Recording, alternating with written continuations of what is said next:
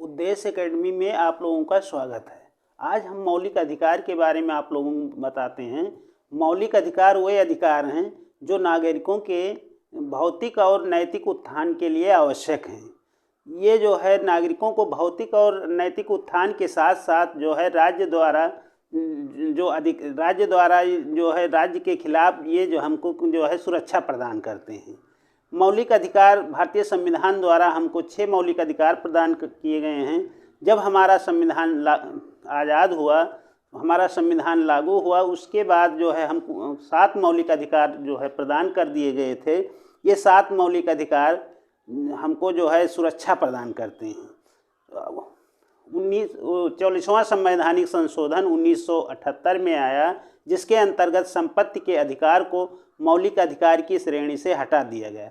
ये केवल अब एक विधिक अधिकार रह गया है। इसको संविधान के अनुच्छेद 300 का के अंतर्गत रखा गया है। भारतीय संविधान द्वारा जो 6 मौलिक अधिकार प्रदान किए गए हैं, इसके बारे में हम आज अध्ययन करते हैं। ये 6 मौलिक अधिकार कौन कौन से हैं? तो नंबर 1, समानता का अधिकार।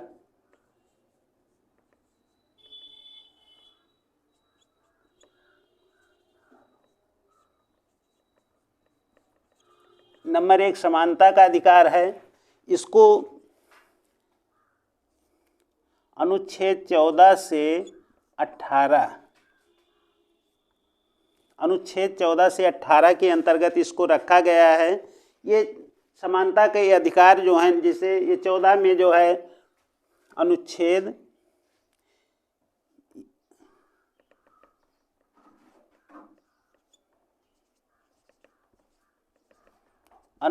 14 के अंतर्गत सबको जो है विधि के समक्ष जो है समानता प्रदान कर दी गई है।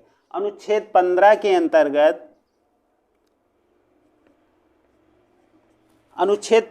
अंतर्गत जाति, धर्म, लिंग और भाषा या जो है रहन सहन के आधार पर किसी के साथ भेदभाव नहीं किया जाएगा। अनुच्छेद 16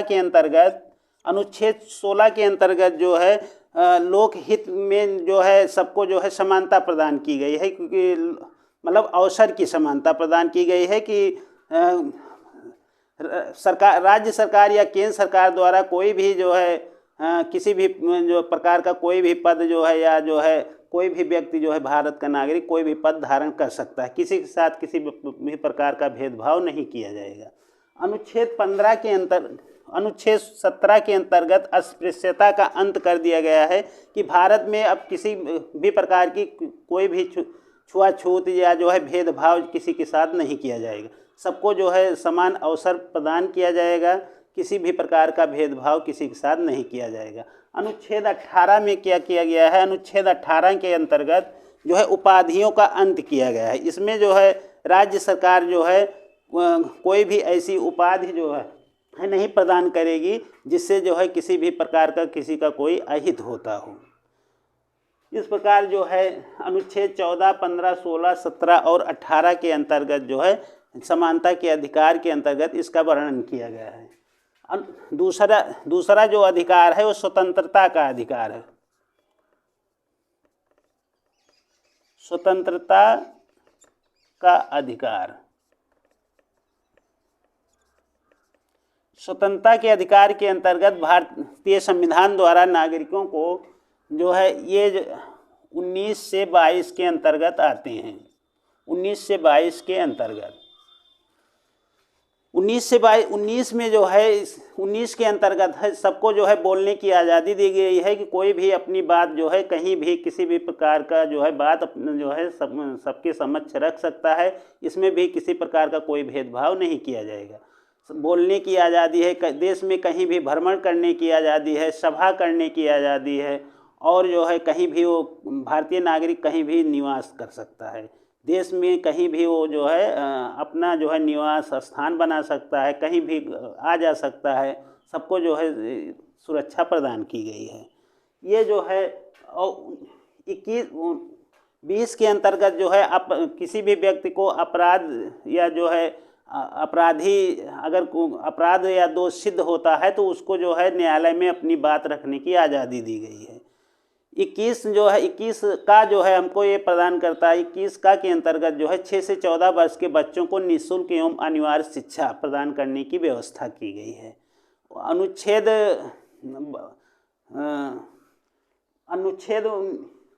21 के अंतर्गत प्राण एवं दैहिक स्वतंत्रता प्रदान की गई है कि कोई भी व्यक्ति अगर भारत में रहता है या जो है कहीं भी जो निवास करता है तो उसको सुरक्षा प्रदान की जाएगी, उसके साथ किसी भी प्रकार का जो है जोखिम या जो है किसी भी प्रकार का कोई घटना अप्रिय घटना ना हो, इसकी आज़ादी जो है भारतीय संविधान द्वारा नागरिकों को दी गई है। ये इस प्रकार जो है स्वतंत्रता के अधिकार के अंतर्गत अनुच्छेद 19 से 22 के अंतर्गत नागरिकों को जो है चार प्रकार के जो है अधिकार प्रदान किए गए हैं। जैसे 19 में जो है बोलने की आज़ादी है, कहीं भी आने और जाने की आज़ादी है, देश में कहीं निवास करने की आज़ादी है और जो है सभा करने की आज़ादी है, तो वो अपनी बात जो है सरकार के समक्ष रख सकता है। अनुच्छेद 20 में जो है अब किसी प्रकार का कोई अगर जो है अपराध सिद्ध होता है तो अपनी बात जो है न्यायालय में निर्भय होकर के जो है रख सकता है। ये जो है अधिकार जो है अनुच्छेद 20 के अंतर्गत किया गया है। अनुच्छेद 21 में जो है प्राण एवं दैहिक स्वतंत्रता का अधिकार प्रदान किया गया है कि कोई भी व्यक्ति जो है देश में जो है कहीं आ जा सकता है, इसकी सुरक्षा जो है राज्य जो है अपने जो है संसाधनों के हिसाब से करेगा। तो इस प्रकार जो है चार जो है स्वतंत्रताएं संविधान द्वारा नागरिकों को प्रदान की गई हैं कि कोई भी व्यक्ति जो है कुछ भी जो है विधि के समक्ष जो है या जो है विधि के अनुरूप जो है अपनी अभिव्यक्ति कर सकता है, बोल सकता है, अपनी बात रख सकता है। अनुच्छेद 20 में जो है अगर कोई जो है अपराध सरकार द्वारा जो है दोषी पाया जाता है तो उसको जो है वो न्यायालय की शरण में जा सकता है और अपने को निर्दोष साबित कर सकता है। अनुच्छेद 21 में जो है 21 का के अंतर्गत 6 से 14 वर्ष के बच्चों को निःशुल्क एवं अनिवार्य शिक्षा प्रदान की गई है, जिसके ये पहले जो है नीति निर्देशक तत्वों के अंतर्गत आते थे। नीति निर्देशक तत्व में जो है इनका वर्णन जो है अनुच्छेद 45 में किया गया था, लेकिन अब ये जो है मौलिक श्रेणी में आ गए हैं। 6 से 14 वर्ष के बच्चों को निःशुल्क एवं अनिवार्य शिक्षा की व्यवस्था जो है सरकार की जिम्मेदारी होगी कि जो है देश में कोई भी जो है जो 6 से 14 वर्ष का बच्चा है वो जो है उसको शिक्षित करे और जो है वो निरक्षर न रहे। ये जो है सरकार की जिम्मेदारी है, स्टेट की जिम्मेदारी है कि वो जो है सबको जो है शिक्षा जो है मुहैया कराए। तो इस प्रकार हमारे संविधान द्वारा नागरिकों को जो स्वतंत्रता के अधिकार के अंतर्गत जो है 4 अधिकार प्रदान किए गए हैं।